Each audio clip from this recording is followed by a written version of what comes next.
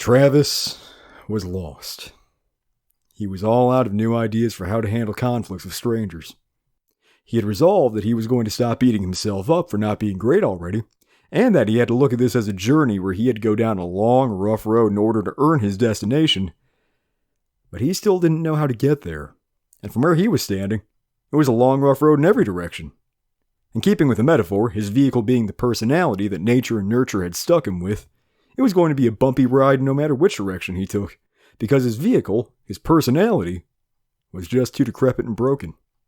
Even if he decided tomorrow to give up on striving for greatness, he wasn't going to have a smooth ride no matter which direction he decided to go in.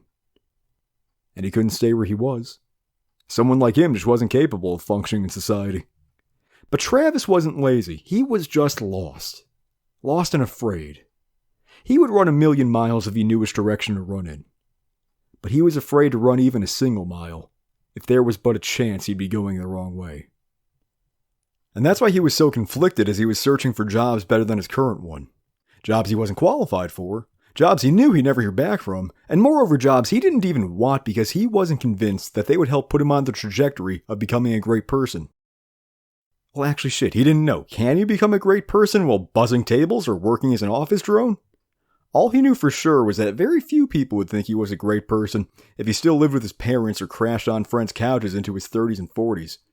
Travis knew that he had to take whatever steps he could to become a better person, and he figured that would entail getting a better job so people would see him as a more respectable member of society. His stretch goal was to become somebody who was respected, but in the meantime, the best he could hope for was to be someone who was respectable.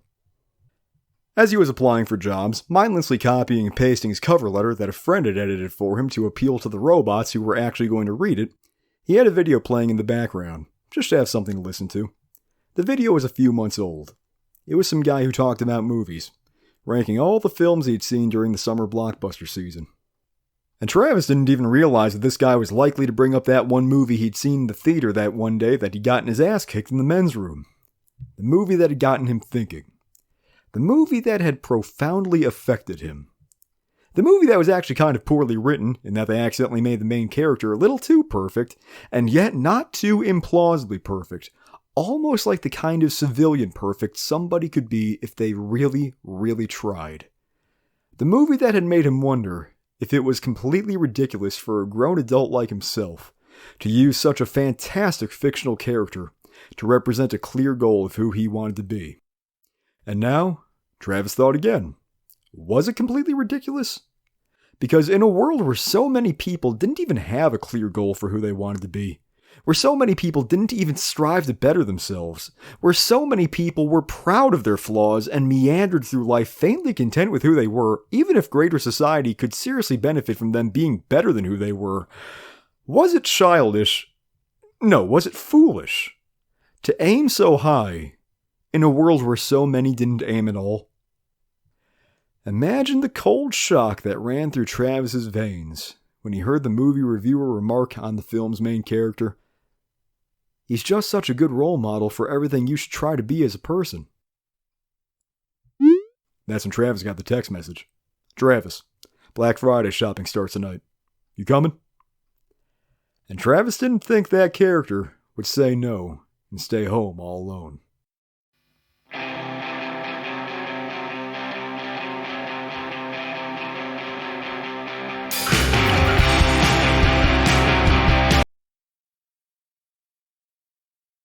There was a really big mall about a half an hour from Travis's neighborhood.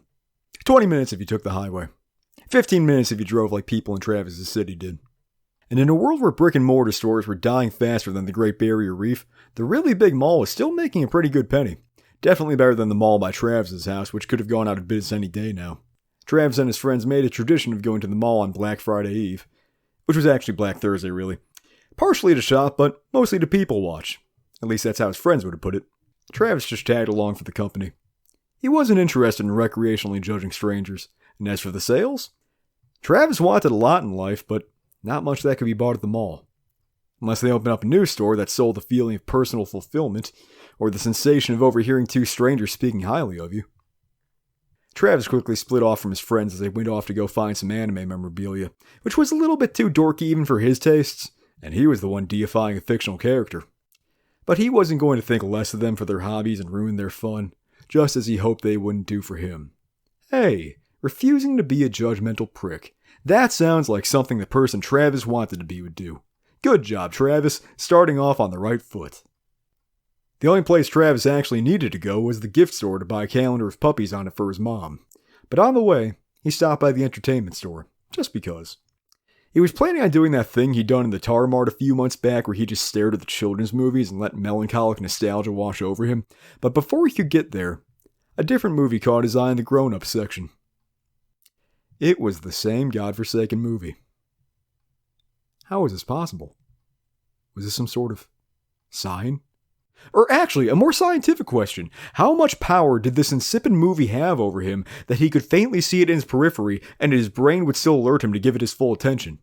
You know, it was probably that goddamn movie reviewer saying, "Oh, he's everything you should want to be as a person," that gave his brain the confirmation it was looking for that he ought to keep this character and this movie on his conscious mind at all times.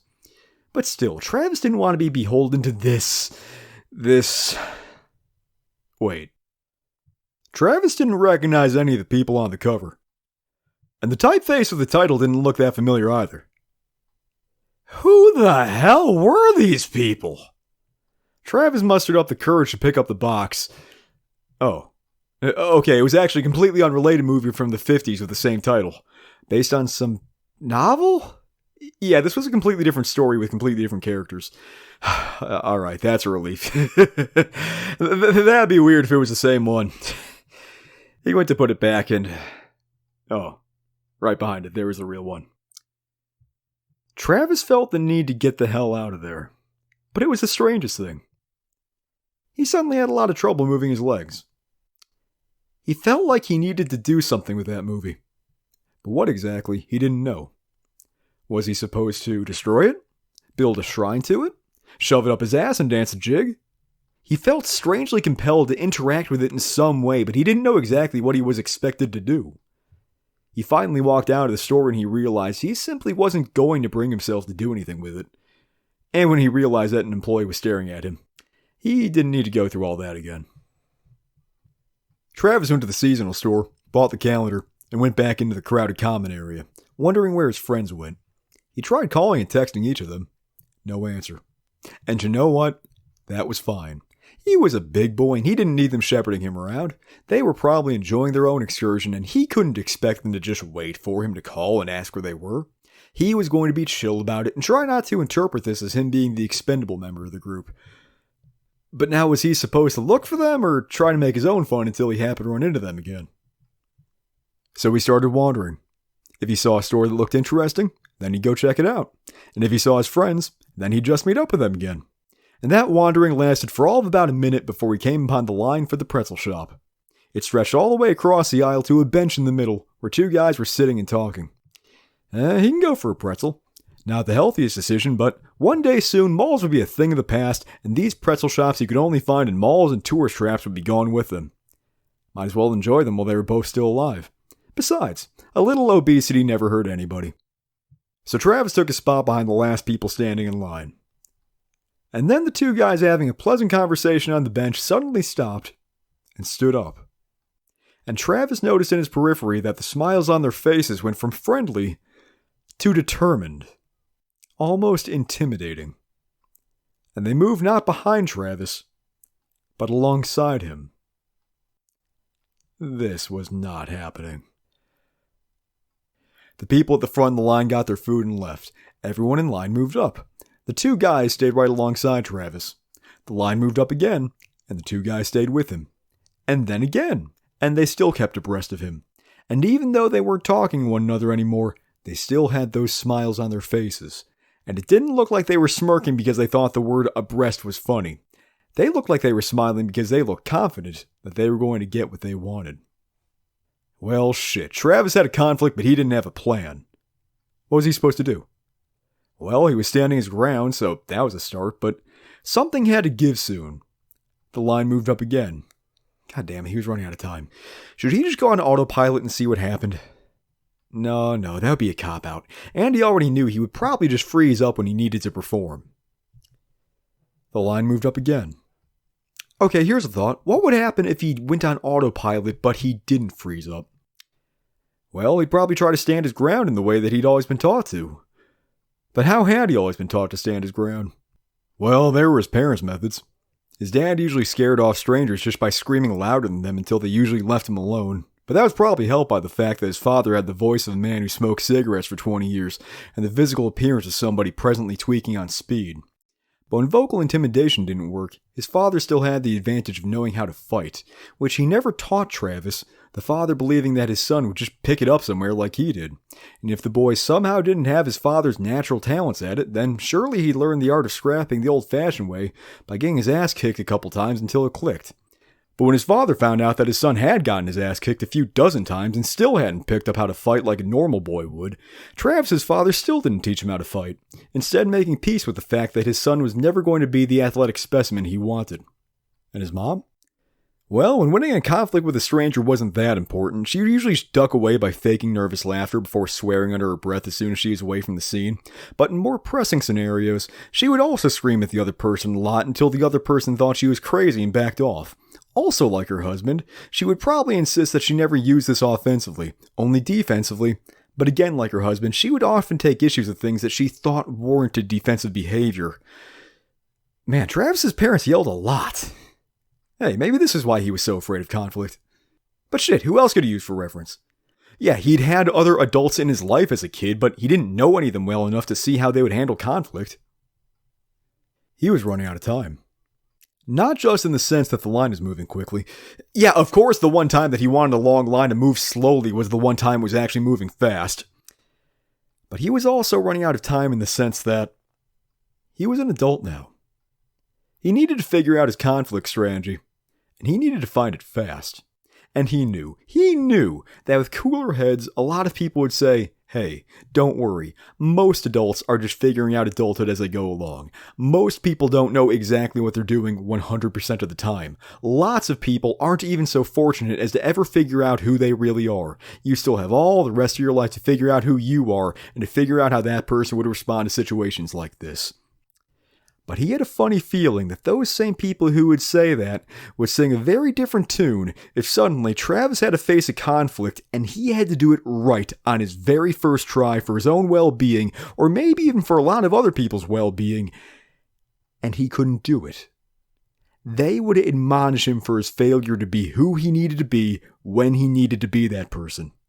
And Travis didn't think jockeying for position with these two bully-looking guys in line for a soft pretzel at the mall was going to be that life-or-death moment of truth. But who knew what was going to happen after this? He needed to be ready. As the family in line in front of them got their pretzels and lemonade and walked off, the employees saw three guys standing right next to each other, and they didn't seem to be in the same party. The employee would rather have been falling out of a helicopter into the Arctic Ocean wearing an adult diaper filled with scorpions than work at the mall on Black Friday Eve, so he was really in no mood to deal with even the slightest inconvenience, so he just sort of looked at the negative space between all three of them and called, "Next." Can you get a large cup of the cinnamon salt, please? One at a time, please. Yeah, just one large order of the cinnamon pretzel. If you don't have any salted ones ready, or whatever you call them, I'll just take a salted ones final to scrape the salt off. So who's next in line? I am! A pretzel. No salt, please. And the other guy didn't say anything. But him and his friend did come up to the counter right next to Travis. And Travis refused to look at them. He kept his eyes on the employee as he got Travis's pretzel. But just to make the entire conflict a little bit more pointless, another employee came up from the back and went to the other cash register. I can help whoever's next? Travis got his pretzel and walked away from the shop without looking back. Until he did. And as much as he was expecting the other two guys to be glaring back at him, they weren't. Nobody was even looking in his general direction. It was as if he was never even there. He really couldn't enjoy his pretzel. As you can probably imagine, he was driving himself crazy thinking about how that all went down. He felt so cowardly. It was like he had combined all the worst parts of the conflict strategy methods he had grown up witnessing. talking over somebody until they submitted, then sticking his fingers in his ears and going, nah, nah, nah, can't hear you, and pretending the whole conflict never even existed, and then walking away like he was the victor when he knew deep down that throughout all of that, he had never even had an ounce of confidence in himself. And that was the thing. Yeah, he did win. He stood his ground, he got what he wanted, and nobody went to blows over a fucking pretzel. But he still wasn't happy the way he conducted himself. And as they say, you're always going to have to live with yourself first. Never mind the person he wanted to be. Was this the person his genetics made him be? Actually, wait, don't never mind the person he wanted to be. He had an idea that may have been very good or very, very bad, but quite frankly, it was better than no idea at all. He went back to the entertainment store. He went straight to the DVD section, and he saw that godforsaken movie that he felt like he was supposed to do something with. He wasn't planning on making this a permanent solution, but the way he kept thinking about the nebulous concept of the person he wanted to be, a loose collection of positive characteristics, it wasn't working. He couldn't visualize that person as a fully fleshed out entity. He couldn't see all those pieces coming together to form a whole person who actually existed in reality. And yes, the main character of this movie did not exist in reality either. He existed in a fictional universe where all the variables were skewed in his favor and where he was predestined to have his hard work pay off and all of his goals ultimately succeed.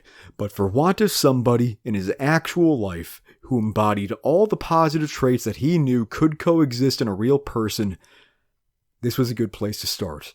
And you know what? He would actually prefer that the object of his jealousy be a fictional character, because he didn't know if he could handle it if somebody that perfect had actually existed. Meanwhile, Travis and a lot of others like him wondered why it couldn't have been themselves who had been that great, whether it was because they were doing something wrong, or if nature simply never meant for them to do anything right.